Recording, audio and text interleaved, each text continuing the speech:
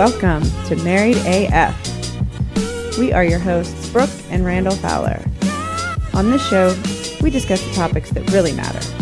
Like big veiny cocks and our favorite TV shows. So pull up a chair at our kitchen table and hang out. While I bulldog my nuts. Welcome, everyone. Hello. We are the Fowlers. Back again. We are. And this is I know I say this every fucking week, but this is a very special episode. Way more special than the other ones. This Especial. is a impromptu of sorts episode with Rachel Miller. And we are going to kick off. Are we calling her again on the 15th? Is this like a double dose, or are we just going to do November? I don't know. We'll talk about that. We ain't got to that point, but we want to kick off Domestic Violence Awareness Month. And, you know, this is a topic very close to Rachel.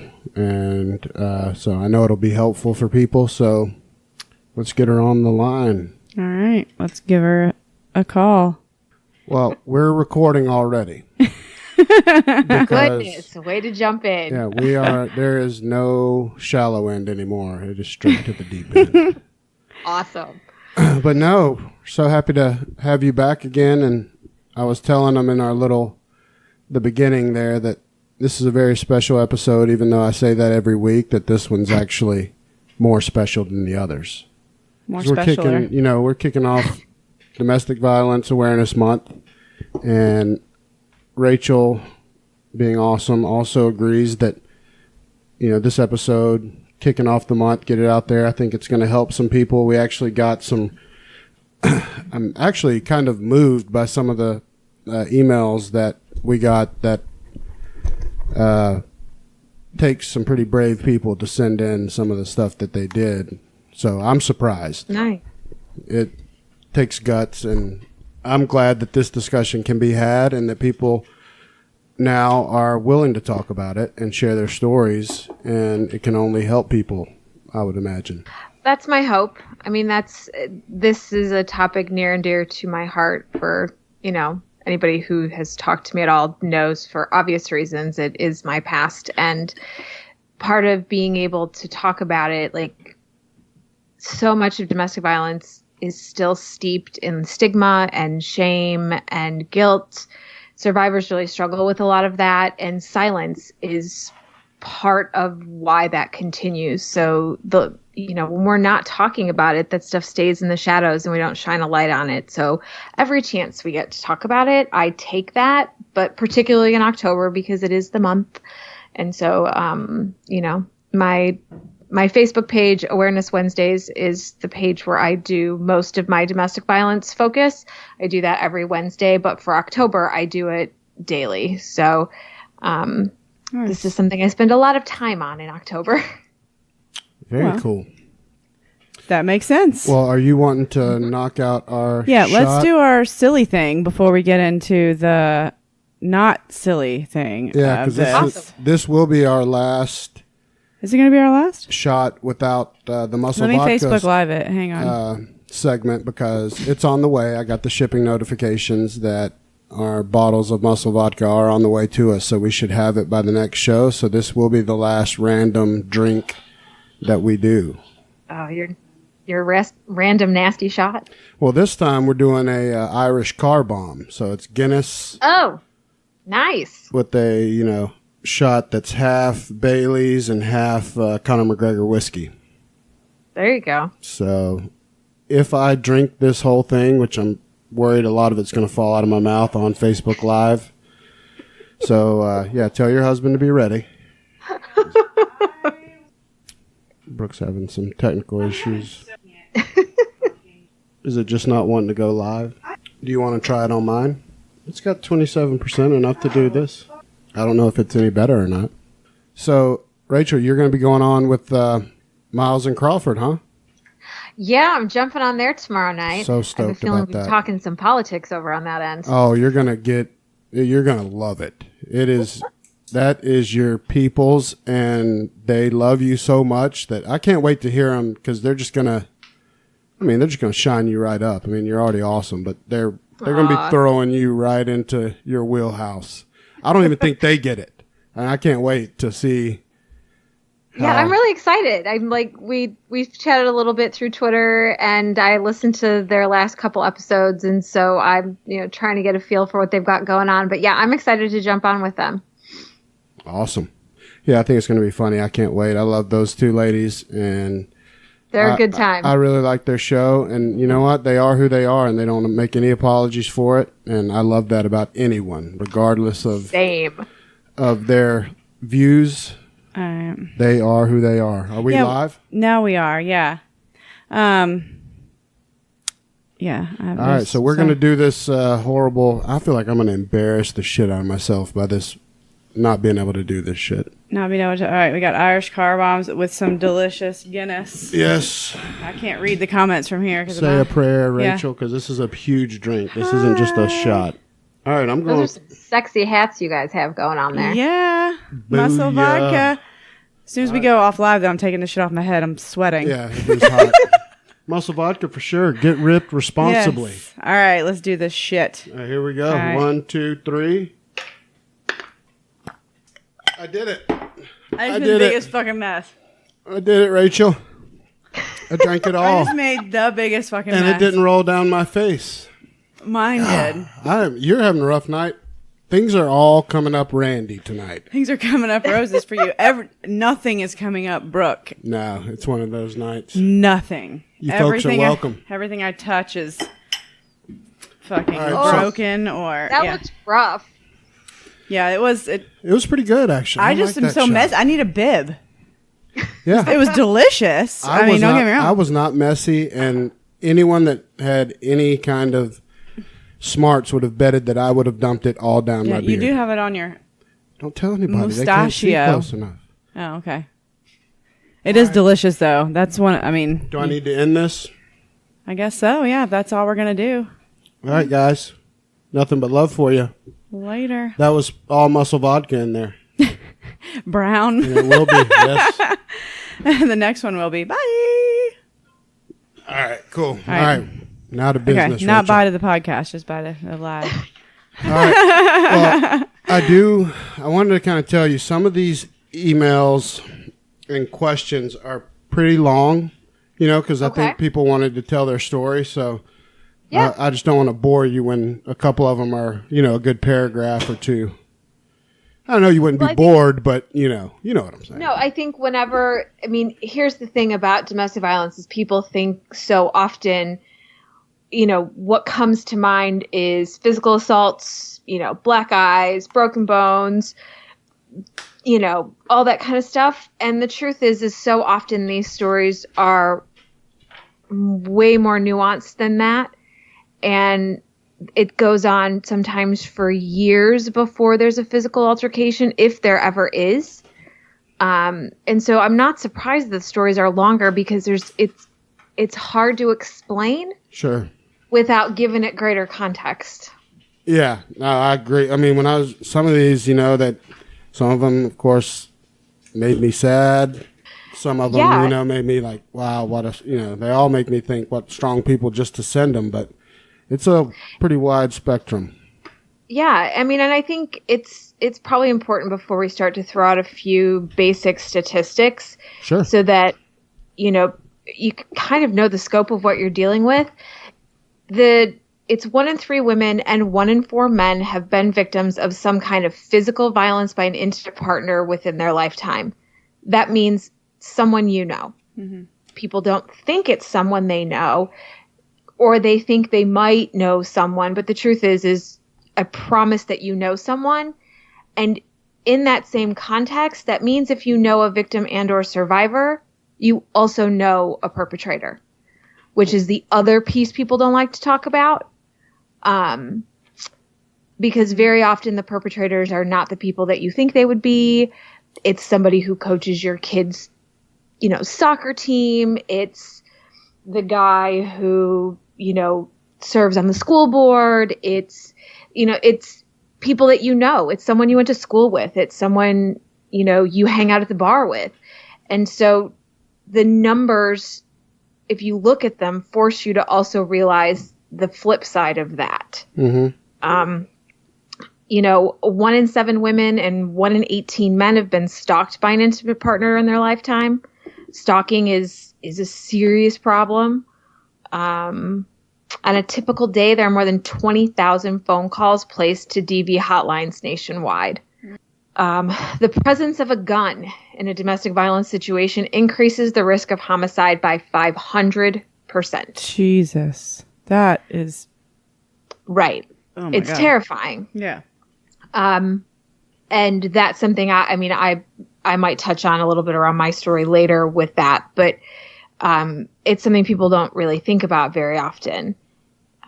So it's just, those are just some basic ones. And the other one that I sort of usually like to point out is that 1 in 15 children, even though I thought that number had gone down, but 1 in 15 children are exposed to intimate partner violence each year, and 90% of these children are eyewitnesses to the violence. So these are the things that people are living with and in and trying to recover from. It's, and domestic violence covers more than just physical. Even the Department of Justice sort of acknowledges that it's more about power and control. It's typically, they refer to somebody as cohabitating. It used to be strictly marriage, but now they're figuring out that they have to expand that. Gosh, yes. It's not only when people are married. Right. But it used to only cover marriage. Like, it only used to cover a spouse. So if you were living with someone or you were just dating someone, that didn't count. Like, they didn't look at it the same way. What? Yeah, it's crazy. But the laws are not, some of these laws have only been in the books in the last 10, 15 years. Some of them in the last 20 or 30. They've had to really expand their understanding of it as the research has come in. Domestic violence can include physical abuse, emotional abuse, financial abuse, which is not something people talk about often, but it's a huge piece of the picture. Spiritual abuse, this involves, using religion and the church or members of the church to keep, power and control over victims. It's not just as simple as whether or not you've been hit. No. That's the line for a lot of people. But the truth is that it's really about power and control. And you can be in an abusive relationship and not even necessarily realize it because you don't see the level of power and control another person has over you. Mm-hmm.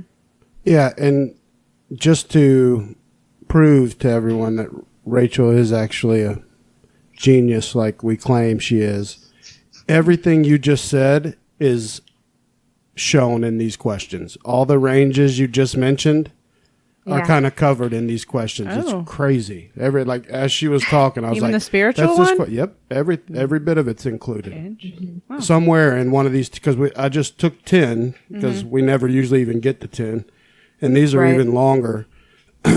But what I was wanting to add to what you said, and if I'm wrong, just tell everyone I'm an idiot, like you have full reign to do. But not just we definitely want to give voices to those that are abused, the victims. But if you find that you are, an abuser in one of the more mild ways, people want to just they don't want to think that maybe they're guilty of this. Absolutely. But I totally agree with you. If you find out that, hey, maybe you've been doing this, that doesn't mean you're Harvey Weinstein, and you don't have to dig in to fight against it and then, make it some huge division. Some of these you can make changes and resolve them early before it escalates, right? I would agree with that. And I would agree that if you are someone who recognizes some of these patterns in the way you treat a partner, it's time for some serious self-reflection. And I would find yourself a really good therapist who can help you work through some of that stuff. What I will tell you is that it's not one of those situations where I would be like, oh, go find like what they call a batterer's intervention program. Those programs are out there, but very often they're court mandated. and they've not proven to be hugely successful. I think they say it's like, I think it's less than 10%, if I remember correctly, actually are helped by those. But some people who are ready to change and who recognize the problem and aren't in major denial about it can get something out of those, and can get something out of, you know, a really good therapist who's willing to dig into this problem with you. Yeah, I agree 100%. Mm-hmm. I don't want it to be a therapist regardless. Right. So. I mean, right. If someone's willing to admit and like recognize, like, oh shit, you know, like, maybe I'm emotionally abusing my partner sometimes. Right. And yeah, and if people are willing to acknowledge that, you're way farther than a lot of people. That's what I was going to say. Like, that's the first step of like you're not a complete monster, probably, but. And you're very likely to be able to make the changes you need if you're able to recognize that there's some problems. And I'm not going to lie to you and say that most people do some of these behaviors on milder levels on a regular basis. That's why we don't always notice. Sure. You know, because it starts off small and it starts off not really a big deal. And it's a small put down there. It's I don't really want you to hang out with that person over there. And then the next thing you know, you've cut out your family, you've cut out your friends, you're isolated. You feel really crappy about yourself because you can't seem to ever do anything right in the relationship. But it didn't start that way. Right. It doesn't happen overnight, usually. I mean, only in the movies, because they have to escalate it. Right. We have to crunch the time frame. Right. And I think it's also worth notating that there are, in the research, they're able to sort of pull apart the types of violence that you see in relationships. What I'm really talking about is more around when there is a power and control dynamic in the relationship where it is not situational. Like, it's not two people who don't really know how to communicate, and so they resort to like either hitting each other or throwing things at each other or screaming insults. And sometimes what helps couples like that is a very specialized form of therapy, because that's what they consider like more like situational violence, or, you know, where it's just people don't have the skills they need to behave differently. When we're talking about domestic violence in the way they're referring to more often, that's where that power and control piece comes in. You'll hear it called coercive control. You'll actually even see it in the research referred to as intimate partner terrorism, if that sort of changes the way you see it. Like, the word sounds kind of brutal, but it fits. For that one person, you're a terrorist. Right. You really control most, if not all, of the pieces of their life, and there is some level of fear involved in most of those. But I'd be lying if I'd say there aren't, that even the mental health community has not started to pull apart in trying to find ways to help people. They've started to pull apart the varying sort of forms in which this shows up. The most destructive and the hardest to bring change about is this intimate partner terrorism and with the power and control piece. Well, it's so funny. Go ahead. What? Read question number 1, babe. It's so funny because Rachel, she just talked about it. I mean, it's like we share this stuff with her beforehand, but we don't. You don't. You never share this. We don't share anything with her beforehand, and she's just that good. She just knows her shit. All right, my boyfriend and I have been in a relationship for about 6 years. He has never hit me, although he did grab my arm so hard one time it left bruises. But he gets in these intense rages where he will call me stupid and throw things, punch the walls. Today, for example, our landlord was coming to fix some things in the house, so we were cleaning it before he came. I used to do that too. It's a fucking mess in here. I offered to clean it alone because I know every time we do together, he gets really upset and swears, stomps around the house. But today he refused to let me do it alone. And the same thing happened. It happens every time. He called me disgusting, said our house was like a whore's house, and just stomped around and cussed for about 2 hours till it was done. I was really scared of him, as I usually am when he does things like this, but I don't know if it's technically abuse or if he is just anxious or depressed like he says.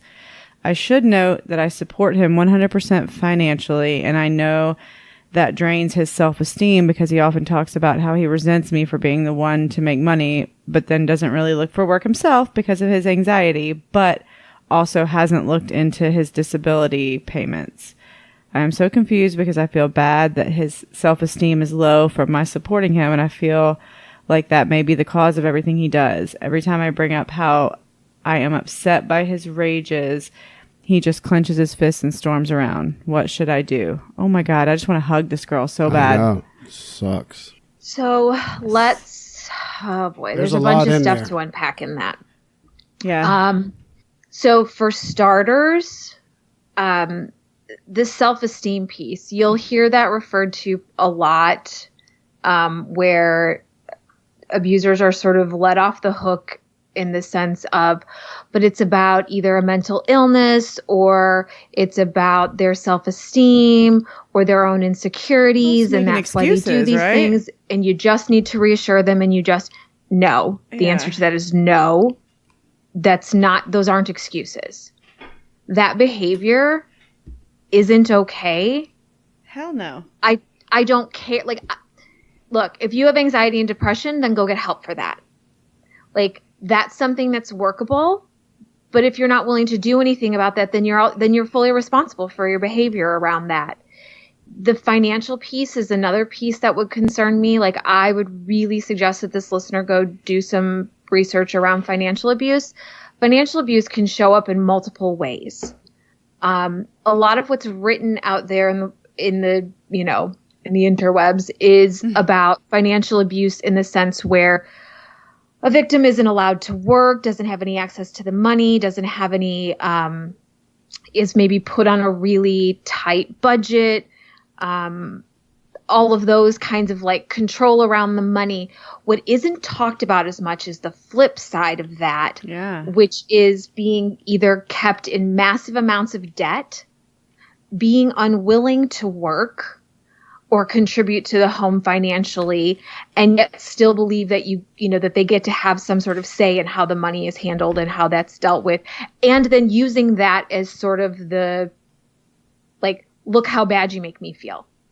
Like, this is your fault too. So financial abuse comes in many ways, like in many different patterns. Right. Like, how dare you make money and not me? Like, right. It's the most fucked up mental abuse. But yeah, I've seen it before. It is very much the no ability to take responsibility for themselves and their behaviors, and everything is almost always the other person's fault. Like, they have almost no ability to have accountability for anything. Yeah. So this has to be her fault because he can't work.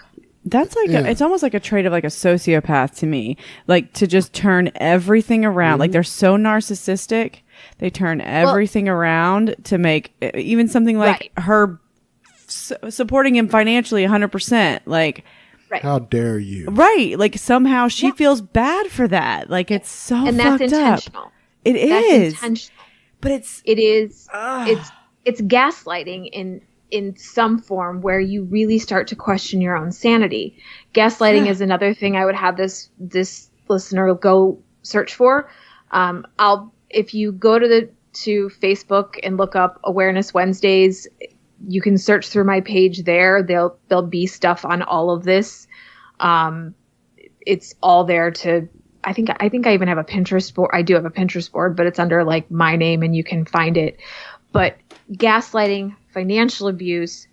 The other thing that you mentioned, Brooke, that I want to touch base on, because this is something that's out there, and I'm not always in full agreement with some of the mental health community, nor am I fully in line with some of the more, some of the domestic violence organizations out there around this. And that is the use. You will see a lot of things about cluster B personality disorders, narcissists, sociopaths, psychopaths.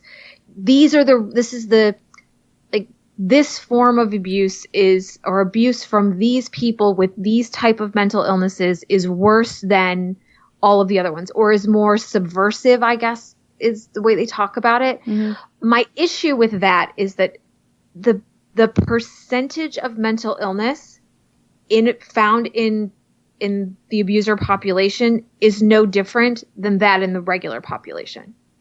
So extreme narcissism and being a sociopath, that's considered a mental illness? Well, they do come up in the DSM-5, but almost no one is ever diagnosed with those because those are not the people who go in to get help. Fuck no. They're never going to because there's not showing up. Because there's nothing wrong with them, Rachel. They're superior. Of course. Yeah. You got it. Yeah. They're never going to show up in there. Or if they do, they're showing up to fix their partner. I need you to something's wrong with this bitch. Yeah, because I mean, nobody. But there's a lot of that out there where it's like, oh, they're a narcissist, or oh, they're a sociopath. You'll even hear when we're talking about female abusers, which are out there. The numbers are smaller. Gosh, yes. But there are some.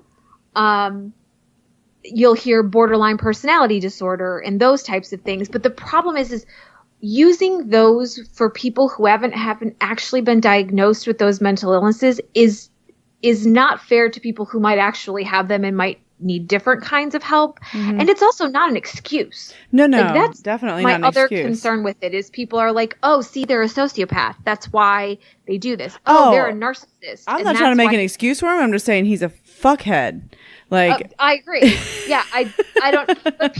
But people throw that word around, and we as a society throw that word around a lot. But truthfully, we all are narcissistic to some level. That's what I was just going to say. Yeah. That's what I was just going to say. Our selfie society, we're all have narcissists. We just Facebook Lived our car bombs because we're awesome and we want everyone to know. Yes, we have. Everyone has some traits, which I think goes into Rachel's point.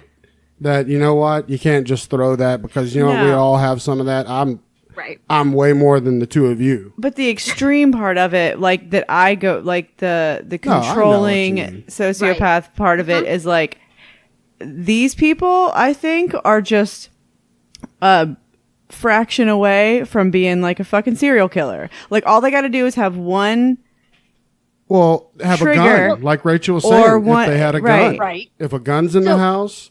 Or what I took from would make them a murderer. Yeah. That pulled me in that this guy was able to call his, by all means, common law marriage wife disgusting, and that it was a whorehouse. Like those words to go to stupid? That. He calls her stupid. Yeah, to go to that spectrum. Yeah. The rage in that, just, if maybe he just gets a little PO'd and he's got a pistol.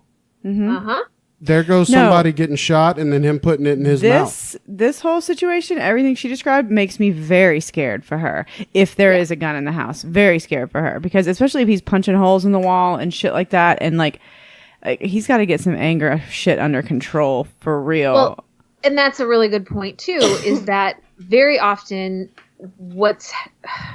if abusers are held accountable, like somebody actually calls the police and the police believe the victim and the perpetrator gets arrested and goes to court, which is not super common. I know you said if the police believe the victim, it just makes my stomach hurt. Like, right. So if that's the case and that happens, what a lot of times you'll see go to anger management. You're required to go to anger management classes. And it's one of those like... This is not about an anger management problem. No. This is about an entitlement problem. You believe as a person that you are allowed and should have power and control over another human being. Or that your life is better than your partner's. Like somehow your life is more important than theirs. Well, he's the victim in his head. Of course he is. Mm-hmm. Yeah. He's clearly the one. Absolutely. Because she's working, she's giving him money, she's hurting his pride, and his anxiety is so crippling that he can't even go and look for a job. It makes me... It's clear cut. He's the victim. I have like a visceral reaction to this. Like I can imagine. It's hard. And it's... Yeah. And here's the hard part for her and where she's at is that you do have a level of empathy around this person. You fell in love with this person at one point. At one point, you believed that they were something different than what they are, and you have to pull that stuff apart. And leaving isn't easy. Like and I also don't pretend that leaving is always the only answer, though it's or even feasible. But leaving's not simple. It's not straightforward. Most survivors leave an average of 7 to 9 times before they leave for good. Well, and don't they sometimes I don't say just get out, because it's not always that easy. No, and like in a lot of situations like this, even it's not like this all the time, because they go back and forth. No, it's never like this all the time. Yeah, almost never. That's why they stay. That's why you stay, because like then it'll be the other extreme where he's like completely like they stay for showering the good you with affection, but then it becomes less and less and less. But then you just grasp to those like moments that he's absolutely and oh god, it's such a mind fuck. It makes me so sad. It's absolutely a total mind fuck. That's exactly what it is. This is why, she asked in there, she's like, am I crazy? Oh, no. No, sweetie, you're not crazy. Because this is intentional. And he wants you to think you're crazy. Absolutely. And the pattern that you talked about, Brooke, there's actually like, you can see it on you look up domestic violence and you will see the pattern of violence. It's a circle, and it shows it's like a honeymoon phase, and then it's tension building. Then we have an explosion, and then we go right back to the honeymoon phase. That explosion piece looks different for everybody and every relationship, but there are a lot of similarities around there. So like things are really, really good, and there's an apology, and it won't ever happen again. I didn't mean to hurt you. I didn't mean the things that I said. It will be better from now on. And things seem good for a little bit. And then things start to get a little tense again. And then pretty soon everybody's walking on eggshells and we're waiting for the next time. And you find yourself doing everything you can trying to manage when the next time this explosion is going to happen. But nothing you do will matter, because there will always be a next time. Oh, yeah. It always happens. And so this pattern of violence, and I can even talk about this in the semblance of my own relationship. I mean, I was married for 15 years before I left. By the time the divorce was done, it was 17. And leaving actually was in some ways worse than when I was there. I bet. Because, we'll touch base on that later, but I didn't recognize the pattern of what was happening. In some ways I did. Like I saw some things about like my ex-husband's mood swings and like how cyclical some of those were. I really tried to give him the benefit of the doubt that there was something, like had him checked for depression, had him put, he went on medication for that. Somebody else, another doctor told him he had bipolar disorder, and like he was on medication for that. Like I tried really hard to understand what was happening for him so that we could be better and things would be better. And ultimately the pattern that I was seeing was this pattern of violence. Like it was, things would be really good, and then we'd walk on eggshells for sometimes days, sometimes months before the next explosion. You just never knew when it was going to happen. And you live in this constant state of anxiety and fear. Yeah, talk about anxiety. Like the victim has to have severe anxiety. Like, oh yeah, almost always. Which is why when survivors leave, it's like PTSD. Absolutely, yep. I had PTSD seriously for sure, and mine didn't kick it. Mine didn't start until about a year after I left. Because he had done something else after I was gone already, and then it was triggered, and it was bad for probably 2-3 years. Well, is he okay? So just aside from this listener's question for a second, like your kids, your ex is still in your kid's life, right? Yep, sure is. And you're very vocal about everything that happened, and like they were little when it first happened, right? Mm-hmm. Yep. And so now they're full grown adults, and like, do they still have a relationship with him, or like? So their relationship with him is, I'll call it Obligational? Because I won't speak for them. Okay. It's distant. Yeah.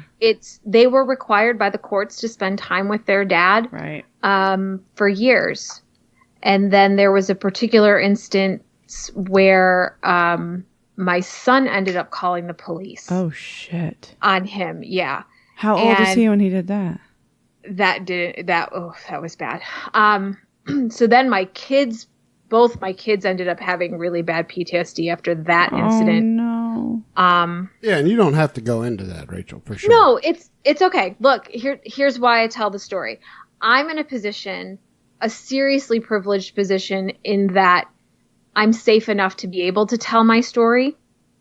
And while I recognize that my story doesn't look like everybody else's, any story that can be told that someone else might be able to relate to, I'm all for it. And that includes mine. And I can talk about it in this place because we are all safe. My kids do see their dad, but they haven't spent the night in his house in at least 2 or 3 years now. Yeah. Maybe 3. Well, that's why, because your kids are both like, they are like thriving, successful adults, you know? So like, I mean, yeah, my kids are great and they're in good shape and they understand their dad. Mm-hmm. They know who he is and what he did, and they witnessed some of those things and they were part of some of that stuff. And they sort of recognize that he's their father. But the relationship they have with him isn't the same as a lot of people have with their dad. Well, I'm sure just that not that way. Yeah. I'm sure that Tom has helped a lot with that. Absolutely. I would assume. Yeah, Gosh, he yes. gives them a role model and a loving father figure. Well, yeah. I mean, and that was kind of my point, was like that, like there's for women and kids that experience it. I mean, there is the possibility of, there's hope. Yeah, there's hope. Oh, absolutely. There's a light at the end of the tunnel. I don't pretend it's easy, right? Like, No. I don't pretend it's easy to leave.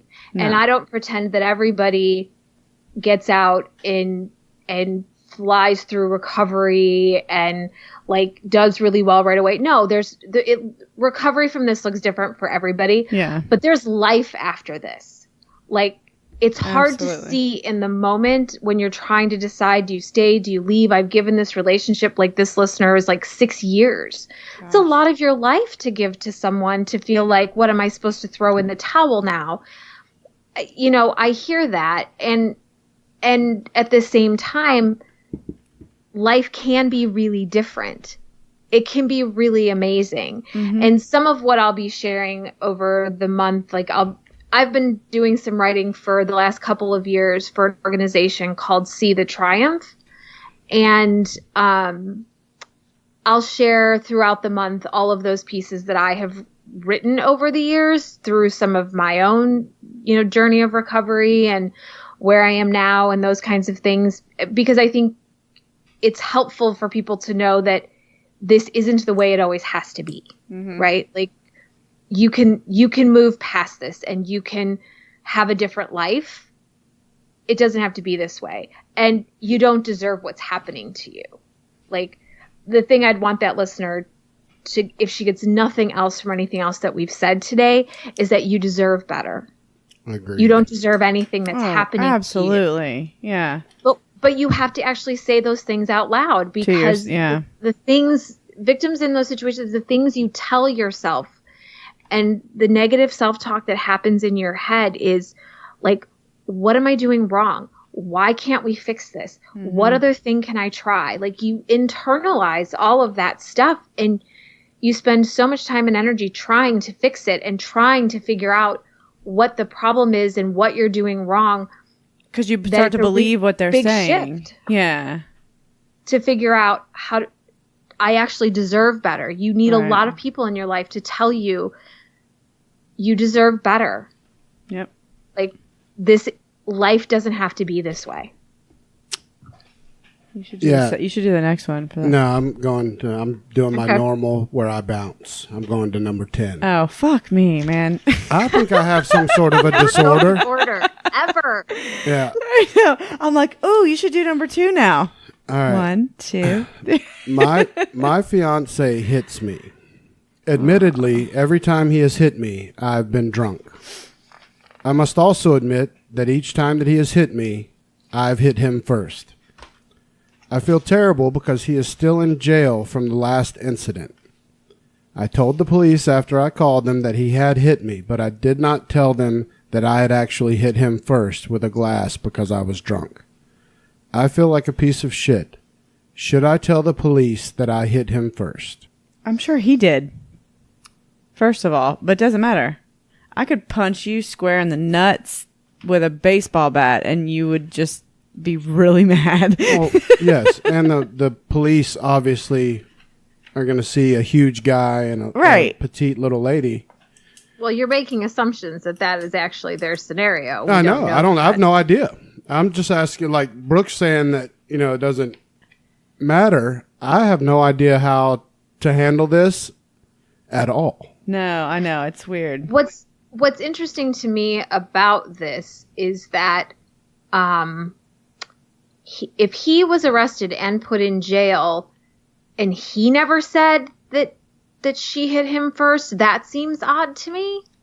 And that if we went to court and he's in jail and no one, her hitting him first never came up, or maybe this just happened and so he's still in jail because he can't post bail. That's how I was thinking. Or is he still in jail because, like, when they got there, he had not a scratch on him and she had, like, fucking... Here's the scenario, because we don't have information, so I want to kind of set one where we can at least have some parameters. Like, the way, or my question would be around this to Rachel is, if Brooke throws a glass at me and it hits me, and I'm made out of concrete, so it doesn't really hurt. This is a weird, Yeah, and my...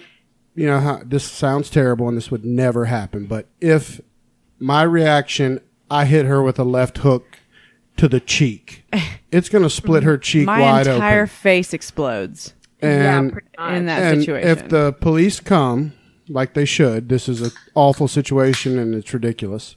Both people are drunk. They get there, they see Brooke's split cheek, and me sitting here with not a mark. I'm going to jail. I mean, that's the real deal. Yeah. It doesn't matter what we're saying. Yeah. I'm going to go to jail, and I should. In my opinion, I should absolutely go to jail. Yeah, that's what I was picturing in my head, honestly. Right. Yeah. And just because of, like...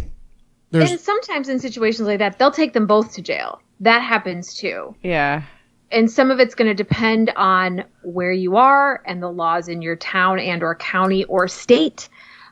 Sometimes victims don't even get to say yes or no to prosecution. The state takes over and prosecutes. Mm-hmm. So, like, some of these things are out of your control. Like, I don't know. Like, we don't know that situation.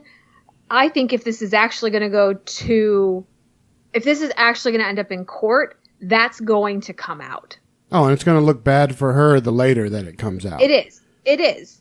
I mean, that's the truth of the matter. Mm-hmm. And my concern around this would be for her, if this is a behavior that has happened several times, she might want to look at either reducing or cutting out her drinking or talking to someone about how much she's drinking, because that's problematic, drunk behavior. Like, I mean, on one hand, she's lucky it was just him and not some stranger that would have thrown her ass in jail. Mm-hmm. Sure. Like, and so this is one of those situations where we sort of have to pull out of the coercive control, intimate terrorism kind of conversation. We have to look at, like, is this truly situational?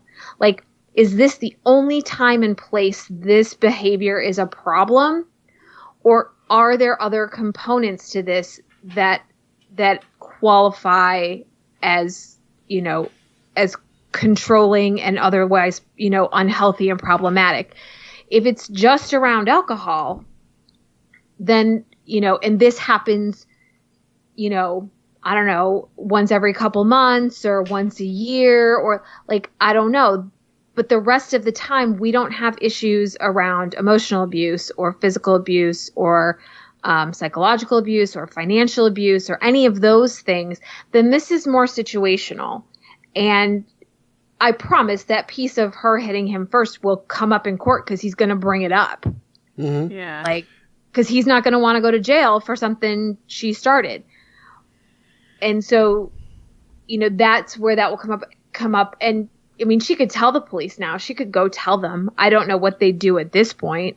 At this point, he's arrested, and I think they're going to say, that's going to have to be talked about in court. But is there not some kind of like, I don't know how often she gets this way or whatever, but like what I was saying before, like, it doesn't matter what I do to Randall, even in the most drunkest of drunk states, because we've been there, where we've gotten in a fight, where we're not like a physical fight when we were drunk, but like where I argument. I did hit you, didn't I? Oh yeah, you've. I like punched you or slapped you. Wasted. I'm talking blackout. Randall didn't even remember any of it.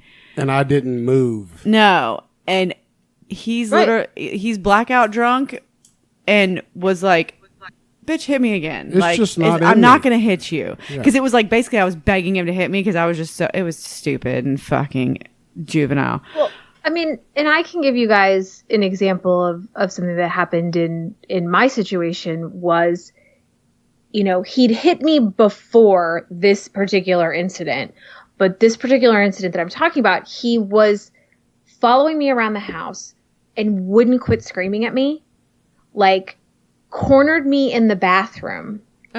Like we had a double sink that like went into a corner. And so like I was in between the sinks in the corner. He's standing over me. He's 6'5", 300 pounds. He's not a small person. I am 5'2" and 125 pounds. Like I'm a tiny, tiny person. He's standing over me. I'm terrified. He won't leave. I'm really expecting him to hit me. So instead, I slap him first. You should. Yeah. Good for you. So I slap him. His response, he smacks me back. I saw stars. Oh my God. Yeah, I mean, that's not even fair, is my whole point. Yeah. Well, I mean, that's the question. And so what happened in that situation is I said I was going to call the police. He's like, go right ahead. I'll tell them you hit me first. Oh, and they're going to look at him and look at you and be like, what? But he was right. I hit him first and I didn't call. Yeah, but I didn't call. But that's the thing. In that situation, I have children and I can't risk both of us going to jail. I don't know that they'll believe me or if they'll believe him. Yeah, you never know.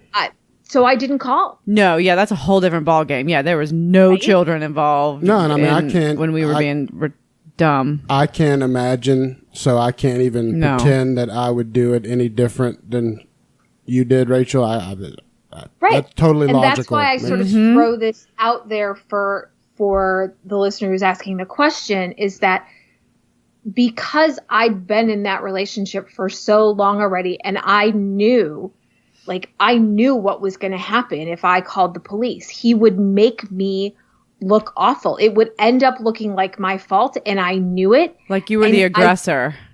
So I didn't bother.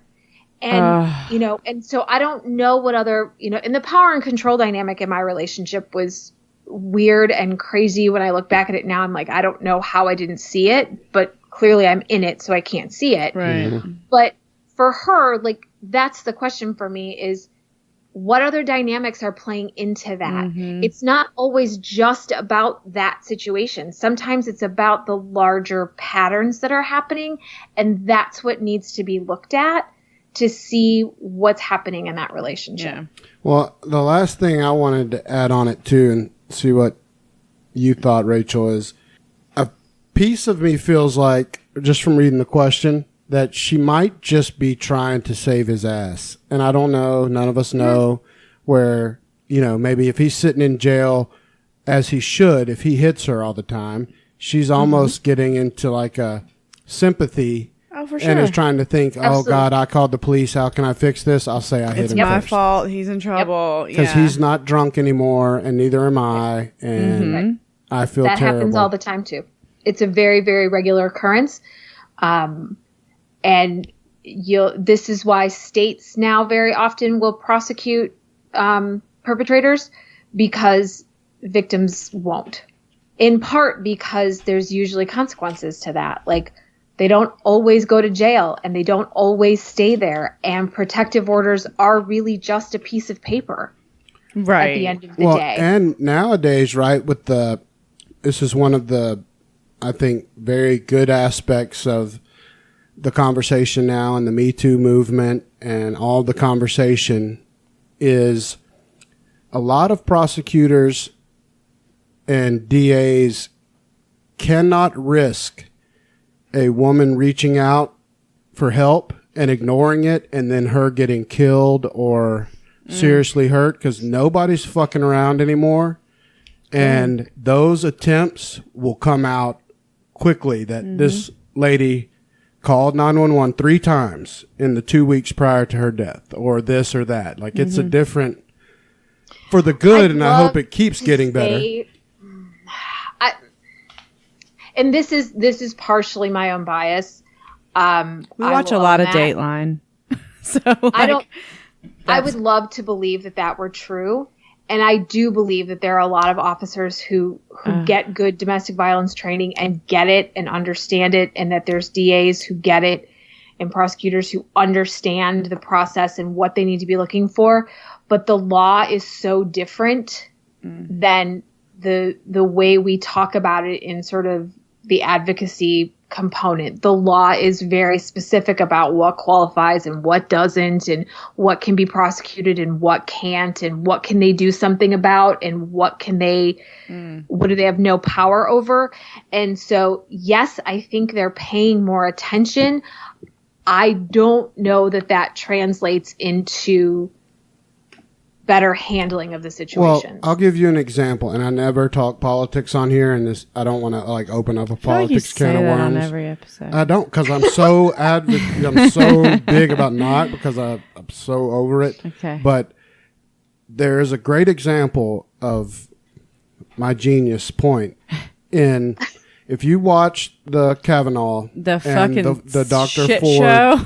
That shit appearance, shit show. I don't even want to talk about either one of their performances, or I think Dr. Ford deserves to be heard. Kavanaugh definitely lost his grip on reality some, and whatever. But if you watched before they came out and they made their decision and were going to call for the vote. And Senator Jeff Flake was cornered at the elevator by 2 victims. Okay, so listen. Yep. That was insane. If you don't think that made a difference, Rachel, you're crazy. Because he came in and had to call for the FBI. You could see it in his face. Women are done with this shit, man. Like, there's a lot of stand-up, tough sons of guns out there, and they're not fucking around anymore. And people are going to have to start taking it serious, because those girls made me feel like a piece of shit, and I didn't do anything. It was brutal. I mean, it was. Look, they were. Yeah, they changed the whole world right there in that minute. I'm so impressed with both of them and their willingness to be so vulnerable and so real, because that's freaking scary shit. Like, that is so scary to do, and that takes massive amounts of courage. And yes, I do believe that sometimes it makes a difference. And in that moment, it very well may have been the deciding factor, though he denies that, by the way. Did he end up not voting to... He ended up saying that he won't be comfortable unless they open up the investigation for the FBI for another week. So they made a difference. Yeah, I think I was watching his face, Rachel, and I'm sure you watched it like I did. But... I really saw it like hitting his heart. Like he was like, I can't just do this good old boy shit. And Flake is generally a pretty good guy. What a terrible last name, by the way, to have for all this. I really do think he's a genuinely pretty nice guy. No, he looked like, he was actually listening to them. I mean, like, they had him fucking cornered. Some of those old rich white guys would have slammed the elevator door and been like, you know what, security. No, that's what I was saying. I was like, man, he heard them out. He did listening to them, and he was like looking at them when they were talking. Like, I was really surprised that he even didn't have like act like it wasn't really him, but like send in like some big goons to like shove them out of the way, but I know, like, Randall, I know you don't like to talk politics, you don't want to talk about politics, but since this piece was brought up, I'll just put this out there in in sort of a blanket kind of way. Sure. What happened in that trial, like it's not even a trial, right? What happened in those hearings is what happens in trials for like domestic violence survivors too. We go in and we try to have these conversations and talk about what happened, and our reputations are shredded. Mm-hmm. Like everything about us is questioned. Like mine never even, because I was in divorce court, even trying, my lawyer wouldn't even bring that to the table when we tried to deal with it in the courts, because they said, it doesn't look good for you because you don't have any police reports to back this up. The domestic violence piece of it, you couldn't bring into the divorce? Nope. What? Right. Yeah, she didn't have any police reports. Because it's my word against his. Oh my gosh. There's literally one person who saw me after an incident. And you're not going to drag your kids into court to be like, tell him daddy hit me. They won't let you. No, that's They won't even let you. But there was... yeah. And you wouldn't do it. You wouldn't put your kids through that anyways. No, but never. It's like, that's just fucked up. Yeah. Right. And so this is kind of like, but if I had called the police one time, like, then I was married to him, and who was going to have to pay for the bill, and who was going to, I was going to have to figure out how we were going to pay for that shit. And we didn't have any money. Like, that wasn't going to work. Like, so me calling the police wasn't even a good option. No, and see. Well, but on the other hand, though, you could have in divorce court. I mean, like, I'm sure there's lots of crazy shit that happens. I kind of see their point on not having police reports, though, because there could be plenty of crazy ass women that would be like, well, he hit me one time. I wouldn't say plenty. There are some, for sure. So let's talk about that, because that's a good point. The percentage of false reports is about the same as it is for sexual assault false reports, and that's about 2 to 8%. Well, there you go. It's a minority percentage that's driving. And I will tell you that I know of women who have given false reports. I know one personally who did it, and you want to get me livid.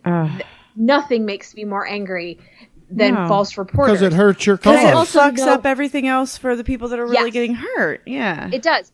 But that percentage is so small that I will still err on the side of believing the survivor every time, because it's more likely to be true than not true. Right. Well, you've said that. I'll give that to you. I mean, from our first episode. Yeah. You've never wavered. And your first, I think the first question we ever asked you, you were like, I go with the numbers. I go with the numbers. Yeah. I'm going to go with the numbers. Yep. And we're all going to know the difference. But see, where it really hits home for me and why I love having you on and having gotten to know you, and, you know, we consider you a close friend. But it also hurts my heart a little, because you never think about when we hear about the victims and the abusers in the media, like these bigger cases. Right. Every bit of the normal everyday life aspects, like who's going to pay for the court cost, goes out the window. We don't even consider that, right? Like we're just like guilty or not guilty, Republican or Democrat, liberal, conservative, what are you? Boom, I'm going, no one thinks about, you know, who's going to pick the kids up from daycare if I've got to sit in court? If I got to go file a police report and they don't believe me, now I'm a crazy bitch. He's going to say that too. I'm nuts. Yep. It's going to be out everywhere, and I can't win. Like, I forget I'm guilty as shit about that. But hearing you say it, it's like, God, that really, really sucks, because it would make it very hard to come forward. Because you can't do it unless, for one, you got a lot of money. You got a place to go for sure. Yep. You know, you got a home. You got a place for your kids. What about putting them in do you got to change their schools? Yeah. It's a shitload to think about. Yeah. And then what if so we'll take my example. I moved from my house back in with my parents so that my kids didn't have to change schools. Mm-hmm.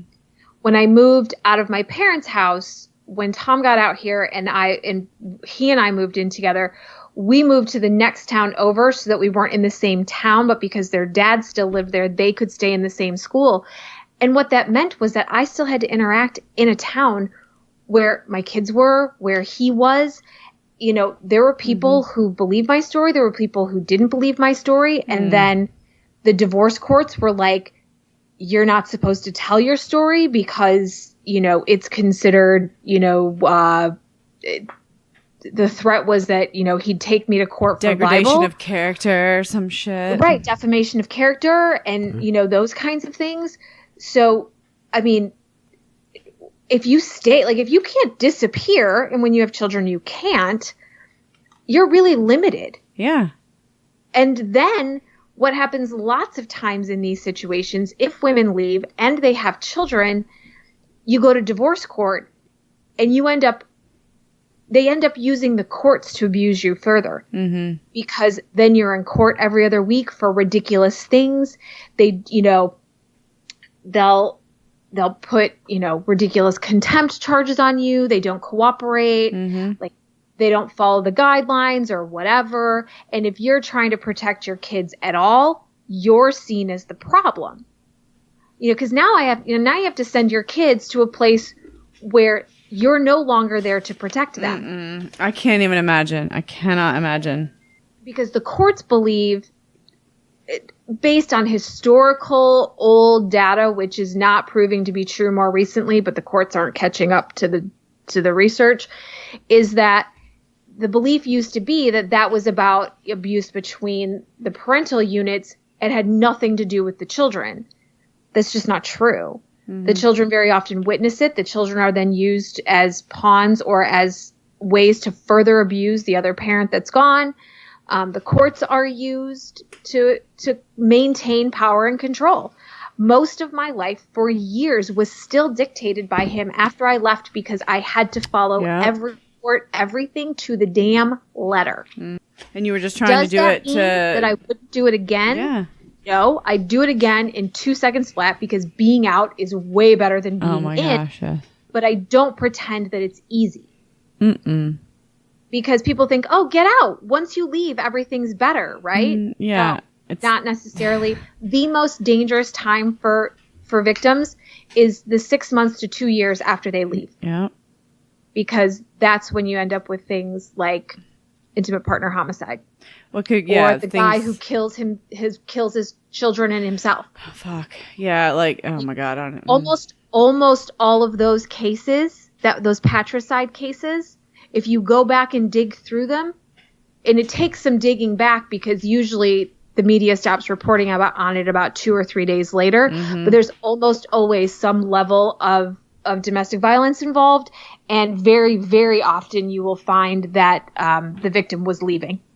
Well, I'm not trying to be funny, but I've got to admit something I just did terribly to our dog. What? Where you just... I stood up to shake my leg out, Rachel, and I kicked him square in the jaw. And I didn't even know he was there. He didn't care, but he's come closer now, and he's like, "I love you, Daddy." That means you see me. Yeah, no, he's like, "I'm here." He's just sitting there wagging his tail, yeah, it was flush, like the too. Simpleton that he is. Oh, sweet Din Din. Come here. Why don't you ask her the social media Okay, one? so this one I am super interested about because all right, so am I allowed to warn people on social media about my ex? He was released from jail a few days ago. I don't want another woman to suffer because of him. So I'm guessing he was released from jail for abusing her or what? Yeah, that's what I would assume. But this is like super interesting to me. Like, I feel like that's kind of a double-edged sword. I think you've got legal and what Rachel probably feels in her heart. And then she's also not a lawyer, so I don't want to give this person bad advice. That's a tough one. Yeah. So here's what I will say about that. It won't matter. Oh. It won't matter at the end of the day. You can warn the next victim from here to kingdom come. They can't hear you. Mm-hmm. You've been painted as crazy. You've been painted as a psycho or the problem or any other kind of thing. They can't hear you. There's nothing. And very often what I've heard from, well, I've seen it both in my situation and I've talked to countless number of other survivors who've had similar experiences in this is that, the person who comes after you is so sure that even if there was anything, it was just because you didn't love them the right way. they're It's better still your for fault. him than you are. Yeah, absolutely. And they'll save him. Like Oh Jesus, that's the age old. Like I can change him. It's not. Yes. He's not going to be that way with me. Right. God, He we've just all needs to heard be that. Loved correctly. We've all heard. The thing is, if you're really honest with yourself and you think back to some of the most innocent conversations you've probably had with friends and their new boyfriends and stuff, we've all heard that in a different Well, way. and yeah, I mean, and sometimes what you're talking about, like, could actually, like, oh, well, you know, because if you're in a bad relationship, right, and like you're miserable, and we you could might go to question number one. That couple that may just be never need to be together. The ones that are drunk and hitting each other. Or let's say they don't hit each other. They just like say terrible things to each other. They might just be in a relationship that is long since expired, and they've just turned into people they don't even recognize anymore. Don't use our horrible word toxic because we don't like I that didn't word. say that, did I? I know. I'm just showing that I can comprehend and remember what Rachel's told us. Yeah. You've told me that too. Yeah, but I don't write those kind of people completely off. Like, so if they find a new person and then somebody else says, oh, but he said this and this and this to his ex. She's like, no, but he's different with me. Like, that kind of thing sometimes can be true. Sometimes it can be true. Sure. And, like, I'm not a person who even buys into that whole, like, once a cheater, always a cheater thing. I don't always think that's true. I do think people change. I mean, good grief, I wouldn't do what I did for a living if I didn't believe people had the ability to change, right? Like, yeah, you couldn't be good at your job if you thought that. That's true. I never thought of it wouldn't that get way. me very far. But I here's the thing that I will say to this listener. I understand the desire to warn. I get it. You don't want anyone to feel the way you feel. You don't want anyone to go through what you went through. And if I thought for 2 seconds that it would help, I might tell you to, maybe on the sly, see if there's a way that you could get that information to that person. Rent a billboard? Maybe Post not an that, anonymous. then you might get defamation of character lawsuit. But it doesn't help. They can't hear you. Yeah. You've already been painted differently, and people believe what they want to believe. And the truth of the matter is that his friends and family will not buy in on your story. Like, it doesn't happen. It's just not how it works. They very often continue to enable abusers. Like, that happens regularly. They'll pay their bail, or they'll pay for their lawyer to get them off their charges, or And they'll believe the fucking cockamamie story that they tell about, like, it's her fault. Absolutely. And so the people who know you and who love you and who know what happened, they believe you. Stick with those people. Don't waste your time, your energy, your peace of mind. Those are the things that should be most precious to you, that you hang on to with every ounce of your being. Trying to tell people who and what he is, not worth your time. Yep. Well, I've got one that might tickle your fancy. This is number 7, babe. Back to my jumping around. I know. Well, I directed you to, so this is my fault. You did. All right. How should I respond to a wife who has a tendency to resort to violence? Once or twice a year, my spouse and I have a disagreement that escalates out of control. At such times, she says the meanest, most irrational things about me, including "I hate you." I have always remained calm and never responded in kind, but this only enrages her to the point of violence. She throws things at me, tries to hit me, kick me, or knee me in the nuts. So far, I've not suffered serious injury, but I worry about what might happen if there were a knife or some other weapon handy. She's a pleasant and loving Christian woman most of the time, which makes it difficult for others to believe me or take my situation seriously. Am I overly concerned, or is there something that I should do? Don't use that Christian shit as a crutch. Well, no, here's where I was saying, where Rachel was talking about like the religious, it's in all these questions, everything she said. She's a God-fearing woman. This is interesting. I want to hear this because this is a man talking about he's not being believed. But I still feel so bad for him. I do too. I mean, of course I do. She sounds like a nightmare. Well, it's interesting. It's interesting, but not surprising for me to hear that the rest of the time she's all these things, right? That's pretty common. It's not like, it's the thing we said earlier. It's not like this all the time. Right. And that's across the board, like male, female. Right. Yeah. You don't hear very often, he beats me every hour on the hour. Every second. That's awful. Since we met. Yeah. I mean, like, that's not going to be... I will say that that cycle of like the honeymoon period, the tension building and the explosion, sometimes that's short-lived. Like sometimes that does happen daily, but sometimes I've talked to survivors where that pattern takes years. Sometimes. So like the partner can be good for an entire year. And then the tension starts to build, and that takes another, like that whole next year is all walking on eggshells, and everybody's super tense, and you're just waiting for the next explosion to happen. And then year 3, we have like massive ugliness again. Yeah.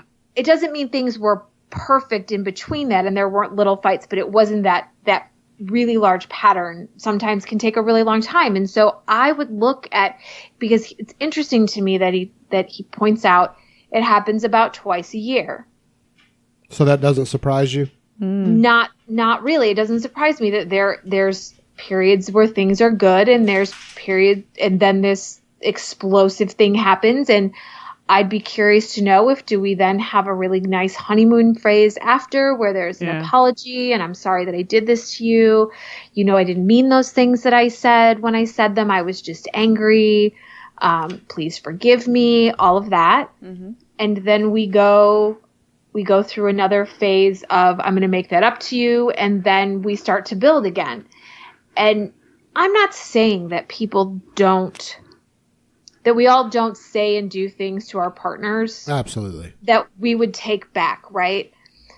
I do tons of those. No, you don't. I do too. I mess up all. I mean, you may not even notice, but things that in my head I wish I could take back. You don't say things that are. Sure, I do. You probably don't even know, but I feel bad if I don't tell you you're beautiful enough. That makes me feel bad. Don't make people throw up. You're so sweet. Am I a winner? Do I win? He's I win, the sweetest. don't I know.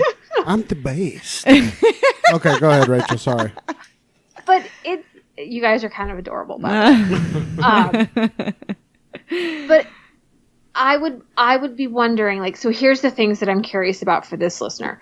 I'm curious about if you take a look back at the relationship, depending on how long the relationship's been going on, are these patterns consistent? I would also be looking for other areas where power and control might be an issue.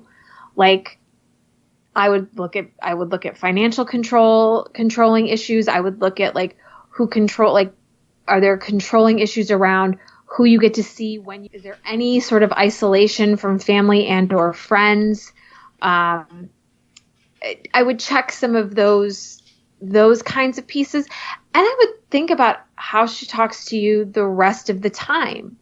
Like, if these are just, like, true explosive arguments, like, and they seem to be, like, kind of a silly thing that just went too far, then I might talk about couples therapy and talk about, like, learning maybe some different communication skills. Maybe she would look at some anger management skills. And mind you, couples therapy is not something that is recommended for couples with domestic violence issues. It's not something that is recommended almost ever, because therapists can then the therapy sessions can be used as further potential for abuse, because victims get really vulnerable in those sessions, and then that shit's used outside of session. Yeah, they go home and then it's not a safe space. It's not safe. That's a good point. So that's not something I normally recommend. But if he's telling me that that's all this is, there's no other concerns about power and control dynamic. There's no verbal abuse outside of these random incidents. There's no financial abuse. Okay. And I mean, personally, maybe she should go to individual therapy first to address that issue.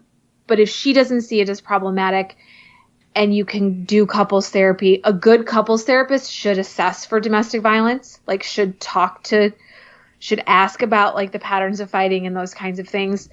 And if there's a concern, would be able to step away from that and, and have different conversations. But this is where it becomes hard for people and why you can see where it's confusing. Like, does it qualify? Like, if she's violent, it may be that she just needs some serious emotional regulation skills. Like, maybe she just doesn't have them. Yeah, but a knee strike to the crotch is an advanced move. Like, that's a ninja. Like a slap or something. You're is really trying to hurt him. If she's kneeing him in the crotch, that's like she's been doing some training or something. Like, that's legit. Well, and I also have concerns about, like, what we don't know about this situation is, are there children involved? Sure. Because then my question would be, always, how is she with the kids? Right. Does she beat them twice a year? She can't control her temper with her husband. Like, right. Yeah. Like, that concerns me. Yeah. And so these are sort of things that I would ask. I would ask around that situation. And yes, it's concerning. Yeah. The pattern is concerning to me. The level of violence is concerning to me.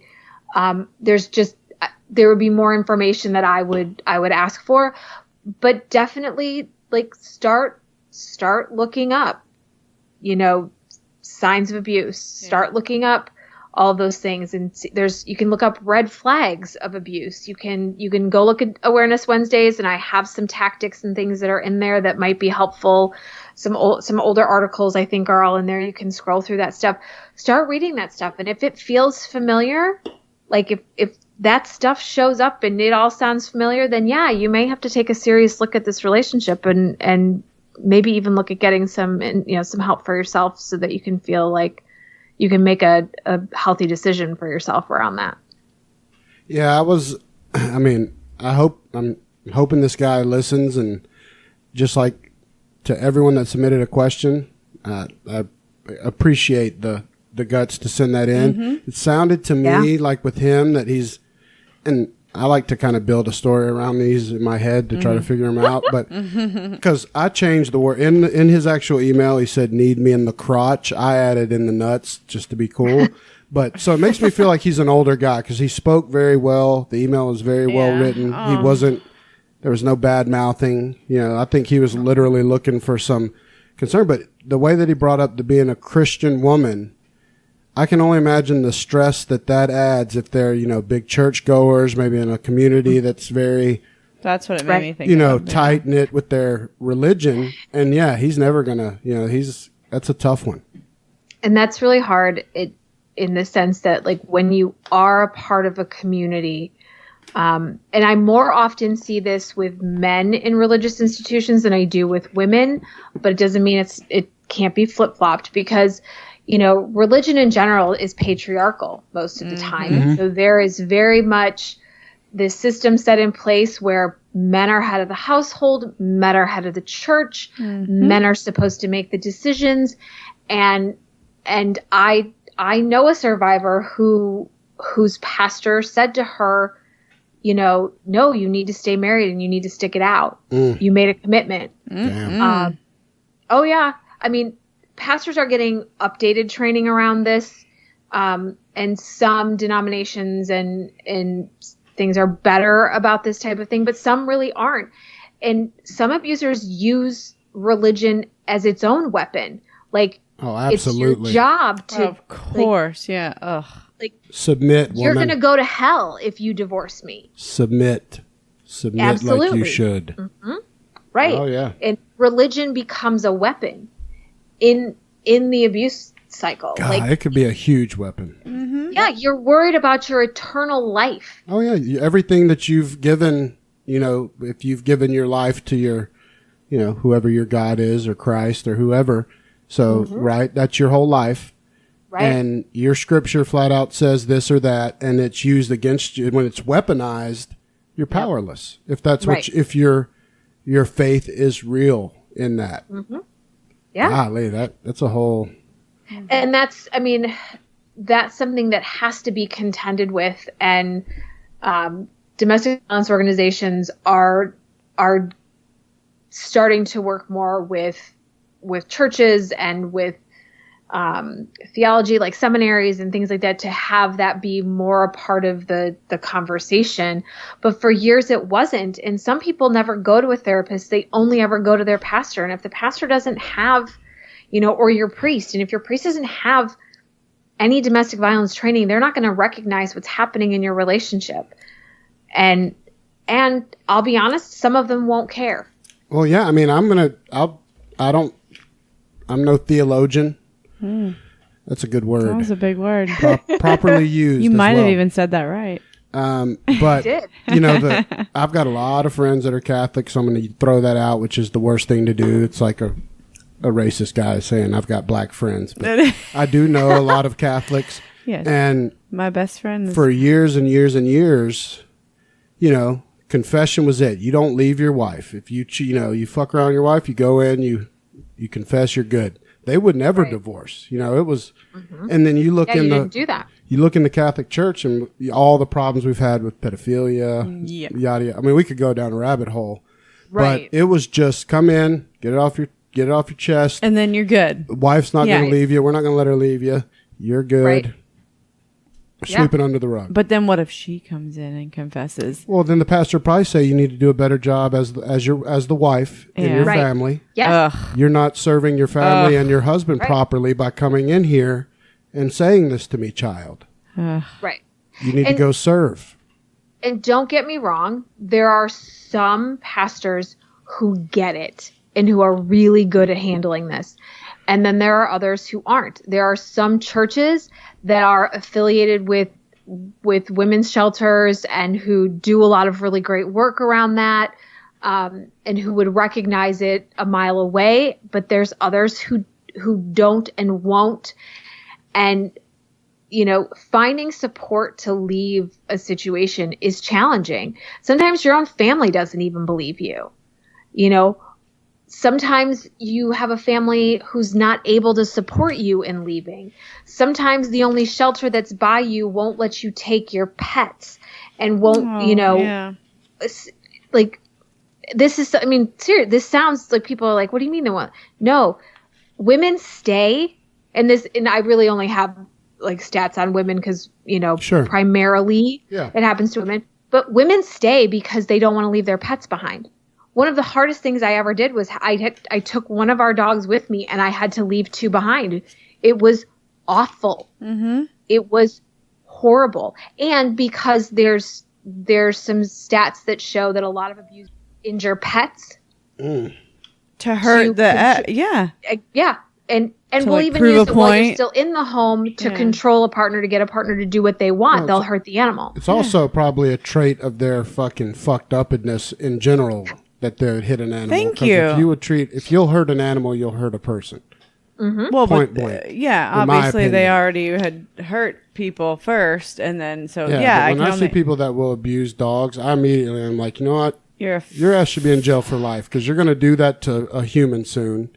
And plus, that dog is just like us, but just can't speak English. Right. No, they're better. Yeah, they're actually sweeter, and they forgive us way easier, and they're actually way more loving than our sex. They're better to the core than any of us are. 100%. Actually, using animals as a sort of a segue into this, that you see that happen with animals, right? Like, when their survival depends on the person who also abuses them, they still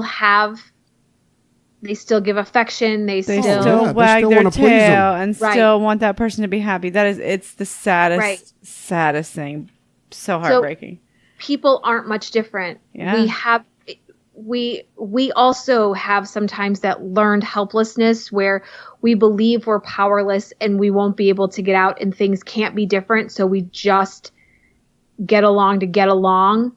And, you know, then there's things like Stockholm syndrome, which, you know, are sort of that, like, the attachment that people will sometimes, you hear about it most often in reference to someone who develops an attachment to, like, a kidnapper, or prisoners of war develop empathy and compassion for, like, their captors. Yeah.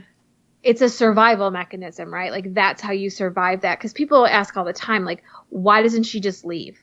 Like, why didn't she just go? To me, it's the wrong question. The question should be, why the hell does he think it's okay to abuse, or does she think it's okay to abuse when, like, but the question is always, why doesn't the victim leave? Like, why doesn't the victim do these things? Like, why does the victim still have any empathy for that person who treats them like total crap? It's psychological. Yeah, like, it's a thing. We have a long way to go on that. I mean, and I'm just saying, I agree 100%. That is, honestly, probably, if you summed it all up, that's our biggest problem. To me, what I see is everybody, including me before, I'm as guilty as anyone. The first question out of my mouth is, why didn't she leave? Because you want them to leave. You want them to... We're ignorant sometimes. Yeah. And I'm talking about me. I'm talking about me. Yep. I know I am. No. It's very easy to say that when you've never been there.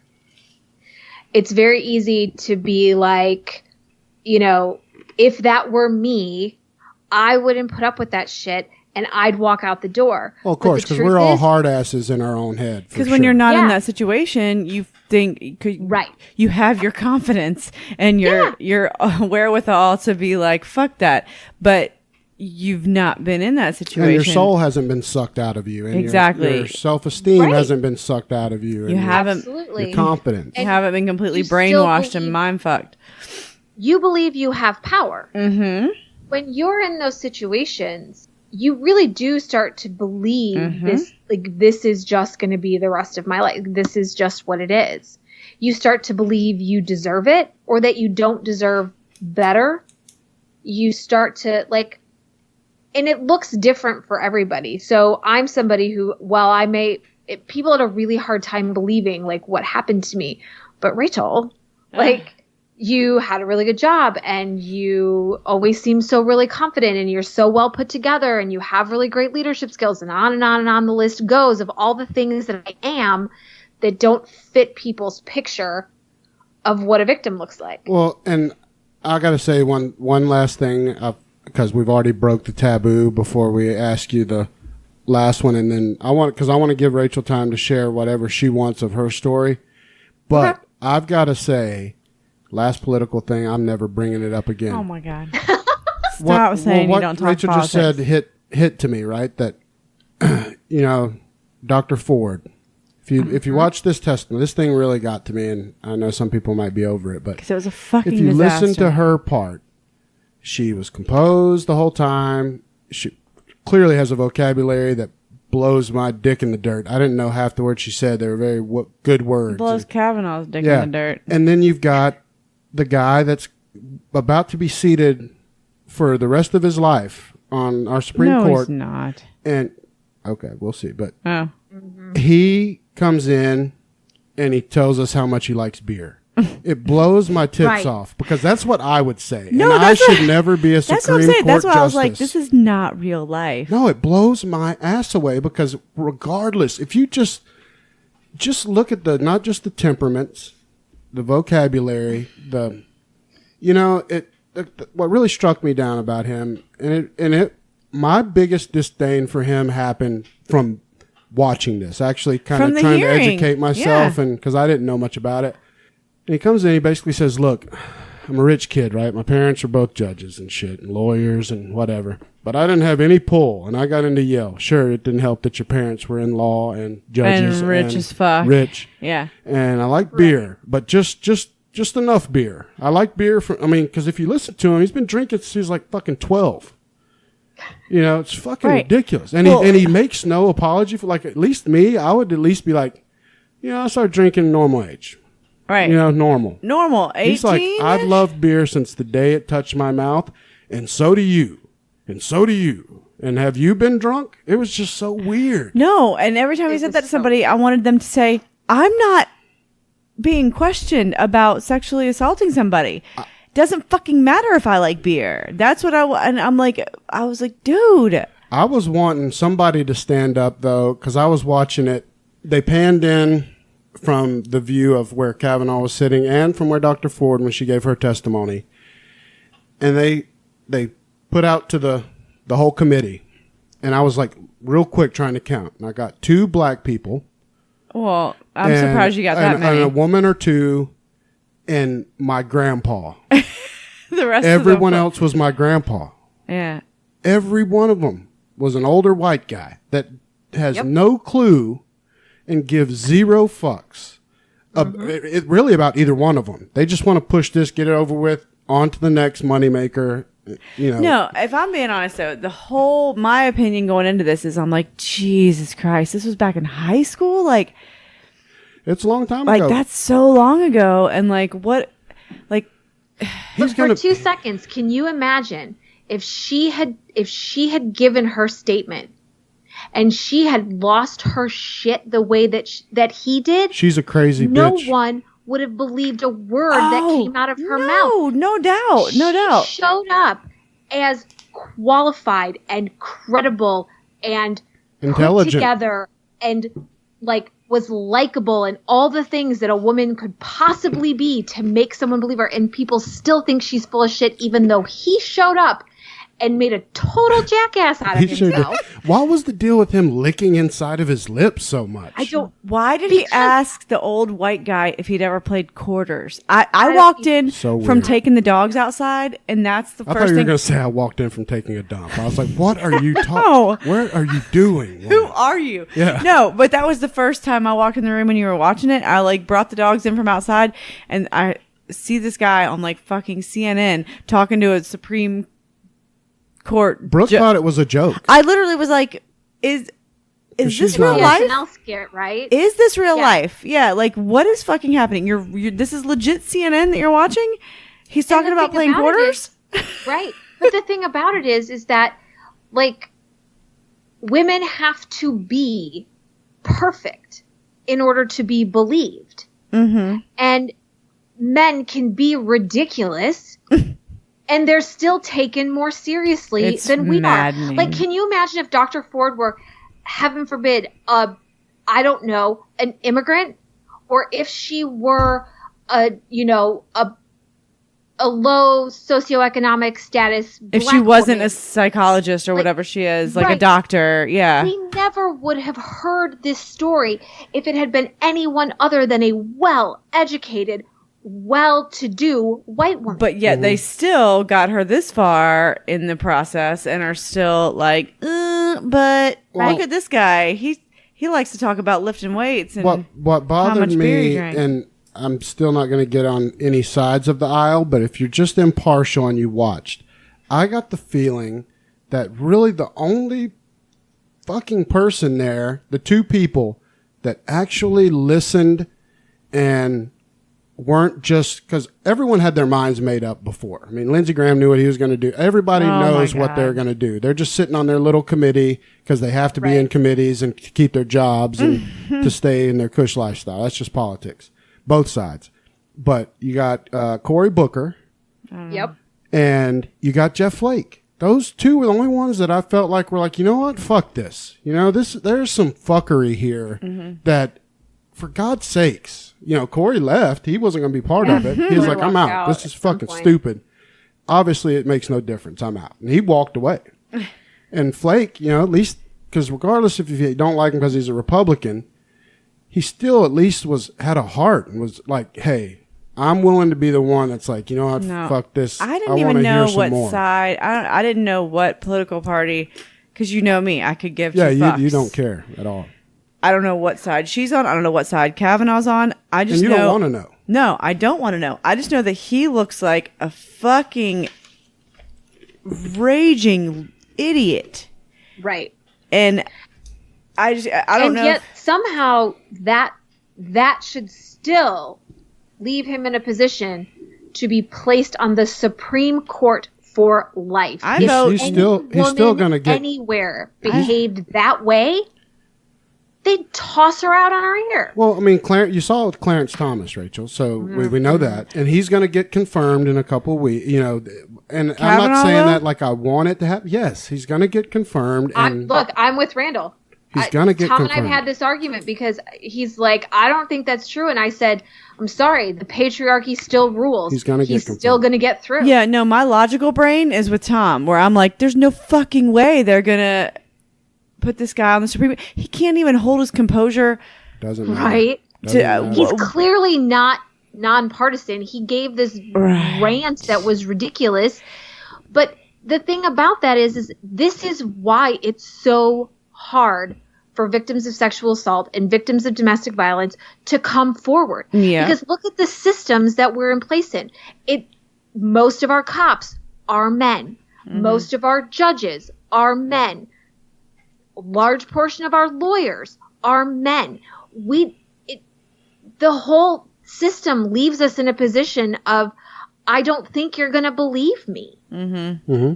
No, you're up against a fucking Berlin Wall. Yeah, I mean, that's what made me applaud her for her guts to stand up there, because she has nothing to gain, right? She's for half the country, for half the people that live in this country want to have her evacuated from this planet. Half of the country. Yeah. It's so ridiculous. It's ridiculous. But, okay, and so that said, the thing I will point out to the guy who was brave enough to put his story on the line tonight, right, is that the patriarchy, as much as we know, like, that's always my issue, right? Like, the patriarchy is the problem. That is your word. It is my word. I am smash the patriarchy. Look through my Instagram. You'll see my mug that says, I need a refill. The patriarchy is not going to defeat itself. But it also makes it really hard for men, because men aren't believed either. Oh, you're a bitch too. They look at you and be like, "What do you mean you let that girl beat the shit out of you?" Any guy that has the guts to come forward and say something about abuse from their wife, girlfriend, whatever, good gracious. I give them a huge high five, because the numbers are minimal, like Rachel said. But to come out there and, for one, to share it, two, to hold back your anger and your wanting to strike back, which is a normal, when someone hits you, your response is hit them back. Yeah. If you're a normal, the fight or flight thing. Mm-hmm. But to compose that, not hit them back, and then to come out and say, basically, I got beat up by my wife or spouse, and be willing to take, because your buddies are going to be like, oh, you fucking little bitch. Oh, fuck that, though. Which goes back to, that just feeds into the whole masculinity role and changing that dynamic. Right. And on top of this, the thing, like, we've really been addressing tonight mostly, domestic violence between heterosexual couples. This is happening in gay and lesbian couples too. And that becomes really problematic in the fact that so many of the DV shelters are women focused. Like, men who are being abused in gay relationships, where are they supposed to go? There's not a lot of space for that. Some shelters won't even take men. They won't take men, period. Oh, shit. And so there's not a lot of resources for men. There are resources for women. For men, there are very few. I think even if it's a woman getting one abused or two by shelters another woman at all. Yeah. For them. Hey, well, oh, shit. I'm going to go with the last question because I'm going to choose the one that actually mentions this. This is a 37-year-old male with a abusive husband that's a 35-year-old male. Mm-hmm. Mm-hmm. So right where you're saying, this is a gay couple. Okay. My abusive husband has been nice to me all week. I started thinking that he seems the way that he used to be. He says kind, loving things. He's been happy to see me. He wants to do things with me. It's in sharp contrast to what I've been experiencing in the recent past. The moodiness is gone. The rages have stopped. Been almost 1 week since the last one. I haven't experienced any grumpy moods or nasty mean looks. Is it possible that my abuser is back to the man I fell in love with? Oh, God. I wish for this person I could say yes, but I'm going to say it's not likely. Abusers don't typically change without years of intense specialized therapy. It's not something that goes away on its own. It would be a beautiful thing if it was, but it doesn't. And and this is when it becomes really hard to look at the relationship, because you're like, they give you just enough of a glimpse of the person you knew and the person you believed that they were, and you're like, which one of these is the lie, right? Like, which of these is true and which of these is them, and you hang on because you really want to believe. Well, that's what I got. You can feel it. Like, oh, it's been a week. The moodiness is gone. The rage is it feels so bad. It breaks my heart because I've been there, and I know how hard that is, because you get the person you fell in love with shows up just enough to give you hope. That's so mean, but true. Like, it's awful, and it breaks your heart every time it happens. And yeah, in a week is not enough of anything. Mm-hmm. A week is a honeymoon. A week is, we're on vacation. It's not likely. Yeah, it could also be a total mindfuck scam. I mean, anybody can keep up a ruse for a week, right? Mm-hmm. Like, it could be a total just, maybe I think I pushed my limit this week with, whatever their name is. Dave. I got to keep you back. I got to keep you on the hook. Yeah. What if they met somebody else and they've been fucking somebody else on the side, and that's what's putting them in a good mood? You never know. That's where Brooke goes. That's where I go with that. Telling you. That's how you know it's never going to happen for me, because I could come home just from a bad day at work. What have you been doing? Right. Oh, bad day. Right. Hey, it could be. I love your tenacity about it, and I love you. So never that's gonna fine. happen. Well, what I want to do before we're already at an hour and 45 minutes, but I want to open the floor for you, Rachel. However you want to wrap it up or talk about for as long as you want to, and then we'll just chime into whatever you want, because this is very big for us, and I know a lot of people are looking forward to this coming out. We promote it on our Twitter and all our other stuff, but a lot of good feedback, and we're putting it out tomorrow, right? Yeah, putting it out tomorrow. I want it to be out first day of the month. Perfect.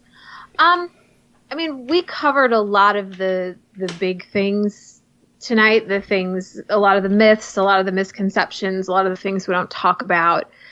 I would urge people this month to, if you want to do something, if you want to make a difference, see what's happening in your local communities, see what your local domestic violence shelters and organizations need. So much of the funding has been cut for a lot of these programs recently. So it's check in with what's happening in your area, see where you can volunteer, see what you can donate, see what events are happening that you can show up and you can support survivors. Part of how we stop this cycle is by breaking the silence, which is why talking about it is so important for me. I write about it. I talk about it. I do some trainings for therapists who don't get enough training in this area and in this arena, because that's how we can start to stop this. If you see behaviors in yourself that don't feel real great, check those with somebody.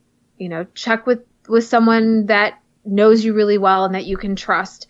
If things are happening to you and you're not sure, check with people who love you. Check in with professionals around what's happening to you, because there is help available. And while leaving isn't easy, life afterwards can be a totally different experience. I left, and in the last 7 years, I have gotten a bachelor's, I have gotten a master's, I'm partway through my PhD program. These are not things that could have happened in the world I lived in before. And you married a guy that's pretty cool. Yeah, he's a pretty good guy. I like old Tom. I can't, I have nothing bad to say about the man. He is about as saintly as they come. It is also the reminder that while I don't say leave so you can find someone better, because I think you need, it's important to heal the damage and recover from that.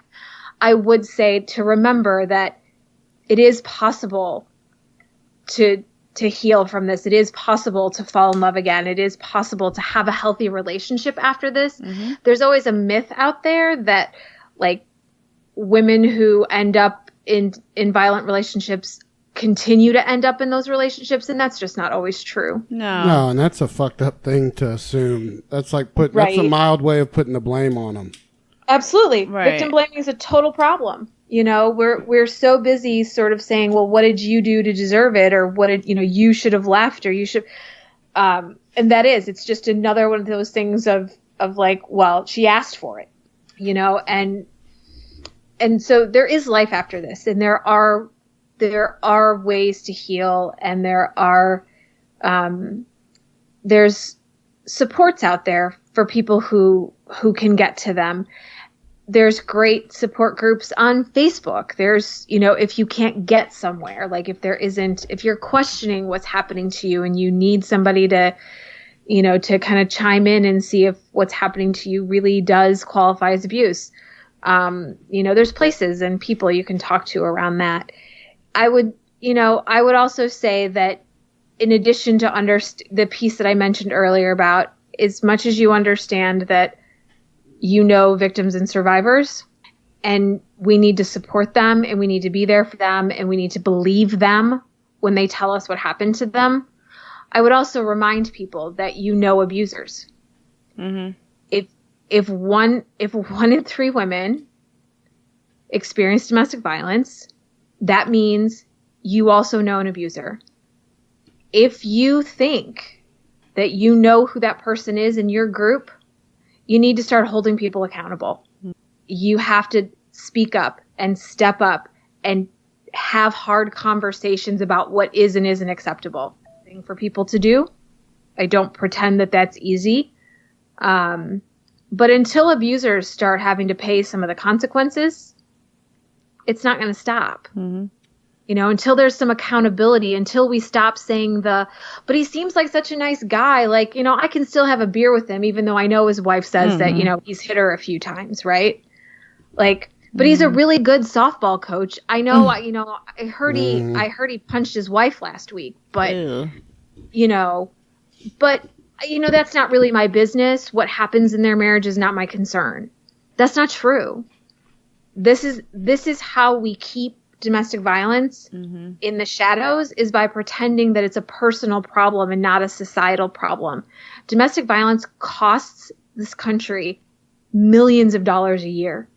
Like, oh yes, absolutely. In both, legal stuff and lost wages and like the list goes on and on, children, social services. Yeah, social services. That. Like, exactly. So this isn't a private problem. Like, this isn't just about the neighbors you hear screaming and yelling at each other at the corner of your street. This is, if when you pay taxes, it's your problem too. Mm-hmm. It is, because the truth of the matter is very often other people are impacted. Like, when we have shooters who come after a woman who's left, very often it's not just the victim that gets shot. It's bystanders. Oh, it could be. It could be a first responder. I mean, they're going to fire and try to, barricade and get themselves out of the situation, kill everybody that's on board. Right. And I get that this is not a comfortable topic to talk about. I get it. I've had people say to me, Rachel, when are you going to get off the bandwagon? Right? Like, when are you going to get off your soapbox? And I'm like, when it stops. Yeah. When it's no longer a problem, when people aren't so busy blaming the victim that they can't actually look at the people in their life who are abusing and have tough conversations. That's when I'll get off the soapbox, and I restrict it a lot during the year unless something comes up in the news. I do Awareness Wednesdays. I post on that Facebook page on Wednesdays. Some of that's for my own mental health. Like living in this space all the time is really hard. Sure. This week, I mean, I'm also a sexual abuse survivor. So this week is hard. This week has been brutal to live through. To watch what happened to Dr. Ford this week has just, I've been off for days having to sort of sort through my own stuff around this. I have clients who are struggling around this stuff too. And so, for my own mental health, I focus really heavy in October because people are paying a little bit more attention. And the rest of the year, I stay active in the best way I can that still allows me to take care of me. And that's the thing that I would hope for most people who are in those situations. If you're a victim right now in a position where you don't feel like you can leave, know that you're not alone. Know that there are people that can help you when you're ready to go. And if you know someone who's in that situation, be supportive in whatever way they need you to be. That might look different. Some of them might need a shoulder. Some of them might need a room. Some of them might need some money. Some of them might need a legal recommendation.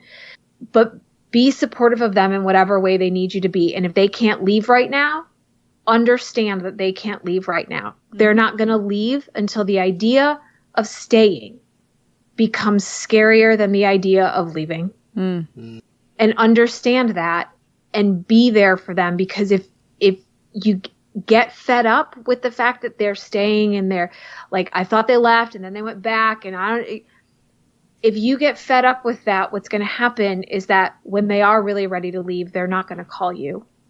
Absolutely. Or they may not be able to leave because they can't call you anymore. So there's a lot of really great resources. I'll be tweeting them out all month. I'll have them on Awareness Wednesdays all month. If anybody has other questions, feel free to DM me on Twitter. Feel free to send me a message on Awareness Wednesdays if you need specific resources, or if there's questions we didn't get to tonight, Randall, you can send them to me and I'll see if I can, if there's things that I can help with around that, I will. But there's a lot of resources out there. Everybody doesn't always know how to connect with those resources. And some people don't. There's a lot of stigma to that, right? I stayed in a shelter, or I'd have to go to a shelter. And that's not something I'm willing to do. Yeah. I mean, I fully acknowledge that one of the hardest pieces I had to come to terms with was acknowledging that I was a victim. That was really, really hard for me because the picture I had in my head was not a picture of me. When I think about victims, I would think about, bloodied and bruised and battered, and the really hiding bruises under long sleeves and packing makeup on to cover black eyes. And these were the things that I thought about. And I'll be perfectly honest. Even as one, I thought of victims as weak. And so getting to the place where I could acknowledge that I was a victim finally allowed me to go get the help I needed to recover. But coming to terms with the fact that you're a victim of domestic violence and that you lived in an abusive relationship for any period of time is really challenging to come to terms with. And everybody's going to do that at their own pace. I can't imagine it's easy. What I was thinking, to get back to what you were saying, not to interrupt you, Rachel, but what you were saying about sending you the questions that we didn't get to. We've got 4 that we couldn't get to. That's just how much we talked about it. How about I can copy and paste them to you tonight, and then you could do because I want them to be answered for the people that are really paying attention to this. You could do one a week, post the question and your answer. Oh, in October, yeah, and tweet it out one a week, and that gets them all answered. Yeah, I can absolutely do that. I mean, the other option is, are we still jumping on the 15th for our usual? That's what we were saying. I think we should. I asked that to Randall, like, right when we were about to start. I'm like, hang on. So we're doing tonight, like, but are we going to wait till November? Are we doing the 15th? No, I would like to do on the 15th, and Okay. I want to run this by you, Rachel. I want to do just a regular open question for Rachel Miller. Yeah, we can do that. Since we've and we'll get back to our normal target after that, but I've gotten quite a few that I've just got canned. So it's going to be a lot of sex toy questions. Probably some porn, some sexy talk. Yeah, the fun stuff, right? Yeah. And it might be, though, again, before we go, but it could open it up. Be looking for Rachel on Miles and Crawford Variety Hour. That'll be coming, I'm sure. They'll post that later this week. So yeah, you might have some questions around that. So maybe we'll get some juicy, because I can't say no if they want to ask political, because I know they're going to get political on that show. And Rachel's going to love it. That's part of what we chatted about. Yes. I was like, we're going to go politics on this one. That ought to be fun. Oh, they're going to. I can't wait to hear it. Even though Randall says on every episode, I don't like to talk politics, but. Well, here's my thing. Like yada, yada. This is a rare episode. And I'm going to say one last thing, then I'm done.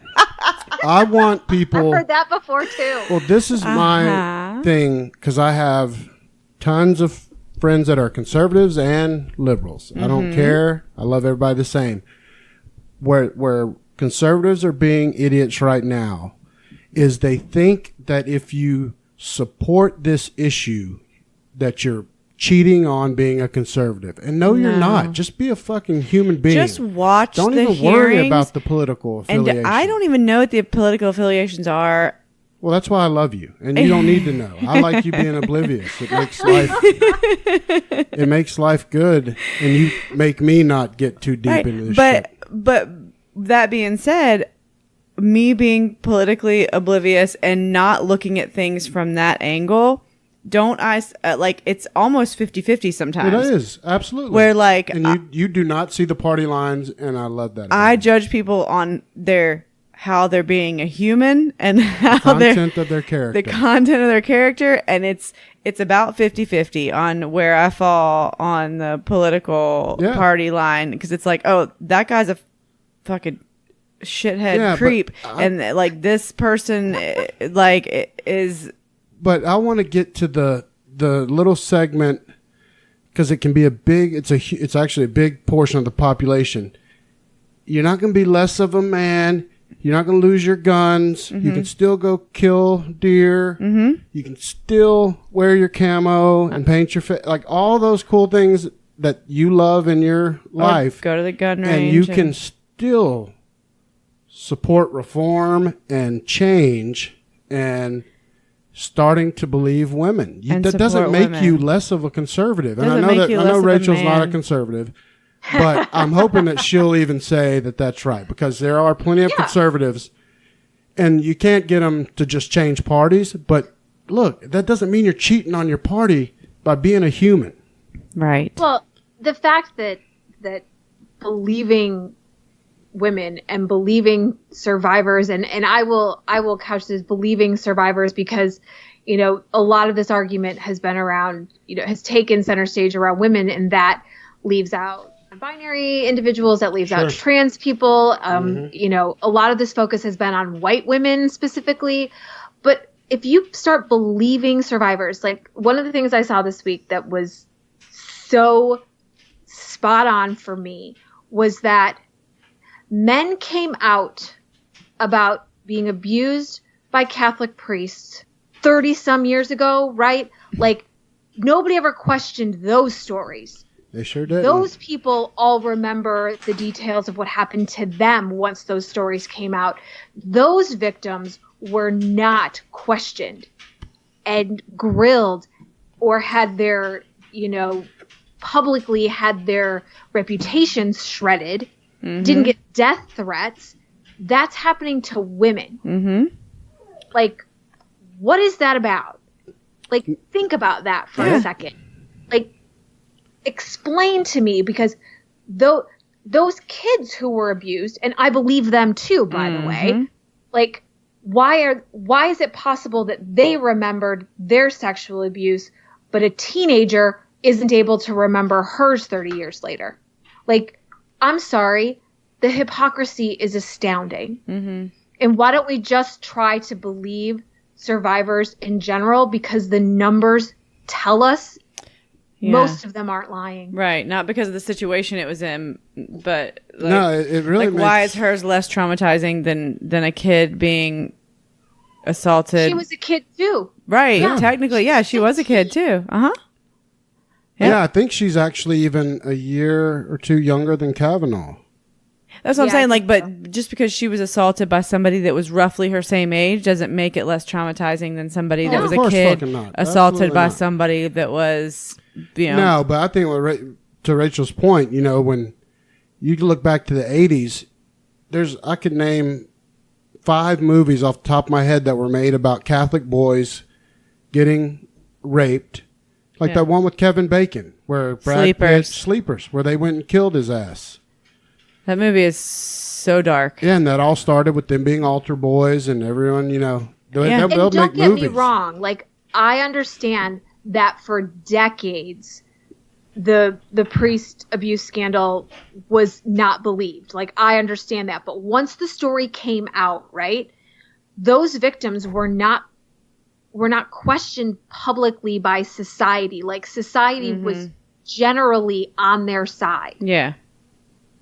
And those victims did not get the, are you sure you remember that correctly? Maybe you don't really know what you're talking about. Maybe you don't remember it the right way. Like, maybe you did something right that triggered them. Maybe you did you say something that was inappropriate? What'd you wear? What were you wearing, right? Yeah, that didn't happen to those victims when those stories came out some 20, 30 years later. But look what we're doing to her. Oh, I know. Look what we did to Anita Hill. No, like, that poor lady, man, that still chaps my ass. You and me both. And so I think that if nothing, in some ways, this falling like right into October for me, it all sort of ties it in together where, like, we just have to start believing women. Like, what is this? I don't know. I don't know what the fuck happened in our evolution where we will believe a small group of rich white guys that run our country over each other, regardless of your, you know, we're going to do it. You know, it's craziness. Shit. But the system's set up that way. I know, like, it blows my tits off though. It's crazy. And it's all like, if Randall, you're always one for like always learning something new, right? Sure. I love it. So there's a podcast called Seeing White. It's actually, I think it's Seen on Radio, SCENE. And they did a series called Seeing White. They're currently doing a series called Men in the same kind of format. And it's really breaking down the historical piece around how race became a thing. And then it's a discussion now about like how the patriarchy developed and why, like how we got to this place. It's pretty fascinating. I think you might find it interesting. No, I would love it. It's right up that's my wheelhouse. I'm totally down. Yeah. So you might find those interesting. Brooke's like, oh no, now two are going to talk about that next time. I'm just over here dancing with the dog. She's loving John because he's like begging. Like he's like, why aren't y'all back here? This is crazy. He's circling us and tap dancing, and so I'm just loving on him. I want you to know, and I know that you do know, but how much we appreciate you and how important this is, and I'm, just honored to be a part of it. I think if it helps anybody, I'm so happy to do it. And Absolutely. And I really appreciate the platform and your willingness to have this conversation, because it's not one a lot of people want to have, but I know a lot of people have questions and, they're not always comfortable asking them. So I really appreciate you guys allowing the podcast to take this platform on tonight. All day, any day for you, course. Whatever you want. But tell Tom that we will be getting a bottle of muscle vodka to you guys as soon as we get ours. I told him on Facebook. Absolutely, you guys should have one. Oh gosh, yes. I mean, shit. Rachel's a co-host, so she absolutely gets one. Yep. You guys are sweet. Yeah, we'll cheers it when we all have it. We'll do a shot together. Absolutely. We'll taste it. All right, Rachel. Well, we love you. We'll talk to you later. I guess we'll All talk right, to you love the guys too. Have a 15th. great night. Good luck with Miles and Crawford. We love them too. Thanks. Bye, guys. Everybody fuck yourselves, though. Everyone else, go fuck yourself. Bye.